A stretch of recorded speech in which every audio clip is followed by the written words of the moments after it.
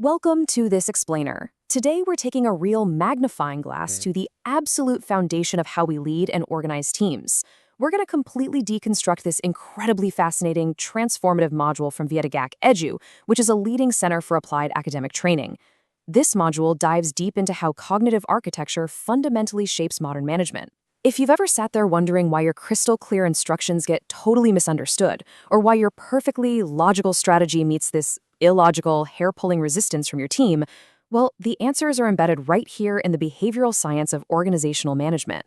We're going to unpack exactly how the absolute best leaders are shifting away from traditional management and moving toward true behavioral design.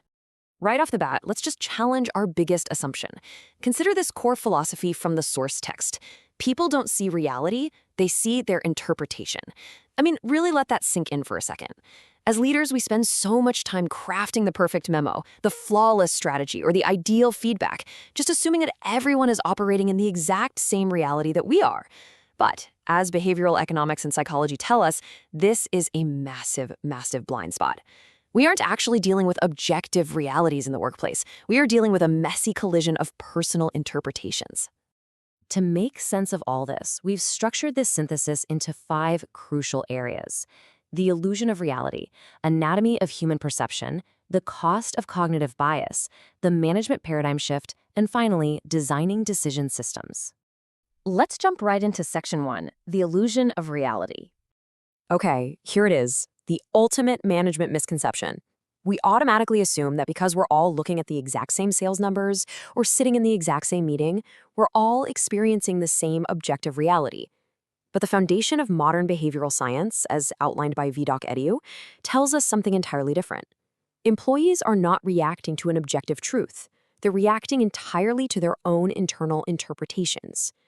Think of your organization less like a single movie theater playing one film for everyone, and more like a room full of people wearing virtual reality headsets, all running slightly different software. This performance review scenario literally perfectly illustrates the problem. A manager sits down and delivers one single piece of constructive feedback to 3 different team members. The message is identical. But notice how Employee 1 filters this and sees an amazing opportunity for growth. Employee 2, they process those exact same words as a harsh personal criticism. And Employee 3 takes it as a direct threat to their job's security. The internal reality for these 3 people is wildly different, which means their subsequent behavior will be wildly different, all stemming from the exact same stimulus. Moving right along to section 2, anatomy of human perception. So the really crucial point here is that cognition isn't some passive recording device. It's an active, highly subjective filter.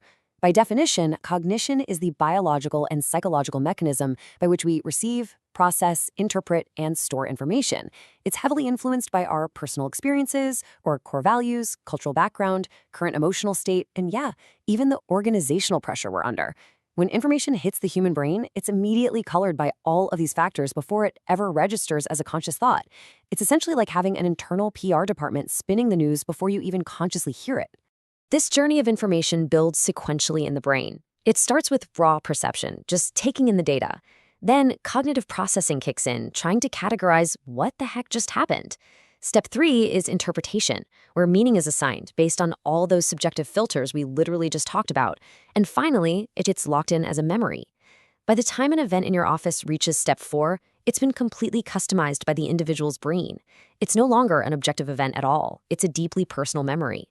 Now think about this behavioral equation. Perception is a function of stimulus, experience, expectation, and context. It proves mathematically that the stimulus, the actual thing you said or did as a manager, is only one tiny fraction of what actually creates a person's perception.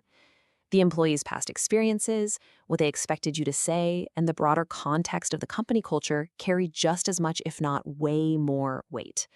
If you're only managing the stimulus, you are leaving the vast majority of the perception entirely up to chance.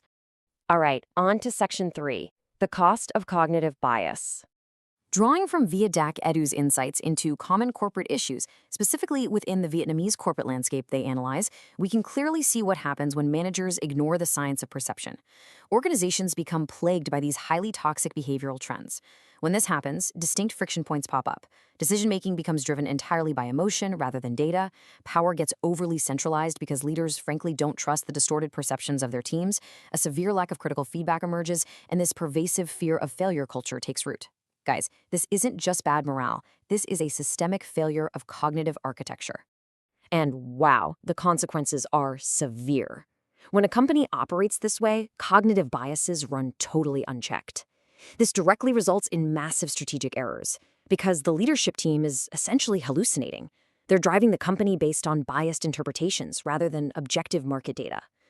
Objectivity vanishes entirely, and internal conflict skyrockets because everyone is just fighting to validate their own subjective version of reality. Which brings us to a major pivot in Section 4, the management paradigm shift. This right here, this is the turning point of the entire explainer. You have got to abandon that outdated industrial-era idea of simply managing people. You literally cannot micromanage the internal cognitive processes of hundreds of employees. It's impossible. Instead, modern leadership demands a totally new paradigm: designing organizational behavior. You've got to transition from being a controller of individuals to acting as an architect of the environment.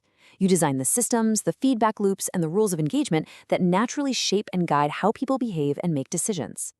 The world's absolute best corporations don't just sit around hoping for good behavior. They systematically engineer it into their daily operations. Look at Google. They deliberately design for psychological safety, and they mandate data-driven evaluations to strip away personal bias. Microsoft engineers a culture around a growth mindset and collaborative empathetic leadership. Toyota is incredibly famous for their standardized decision systems, which are built explicitly to reduce cognitive divergence and keep everyone totally focused on the same objective reality. They aren't managing the person, they're managing the environment the person operates in. Let's bring it all home with Section 5, designing better decision systems. This is basically the ultimate cheat code for modern leadership. This is the exact organizational architecture you need to build. A decision system equals data plus process plus governance plus feedback. This four-pillar equation is designed specifically to neutralize those human cognitive biases we explored a few minutes ago. It fully acknowledges that human perception is flawed, and it builds a robust safety net around your organizational decision-making. When these elements work together, they actually form a kind of protective shield. Data is injected into the system to calm down emotional reactions. Process is strictly enforced to cut through cognitive bias and ensure consistency. Governance is established to control centralized power and stop any single flawed interpretation from taking over the strategy. And feedback loops are built right in to continuously adjust and realign behavior back to objective reality. It's a brilliant, completely self-correcting ecosystem. Because look, if you don't implement a system like this, you are leaving your company completely vulnerable to a cascading chain reaction of failure. It always starts small, with flawed cognition, maybe an unchecked bias or a misinterpreted signal, but that flawed cognition leads directly to a wrong decision.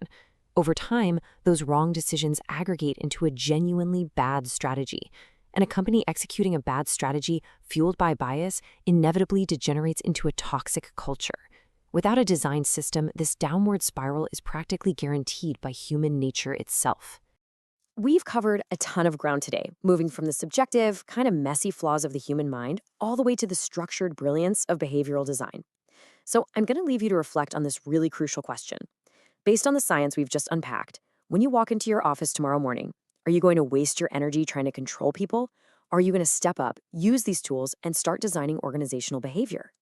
The choice fundamentally dictates the future of your company. Thanks for joining me on this explainer, and I highly encourage you to look at your own systems and ask yourself, what behavior are you accidentally designing today?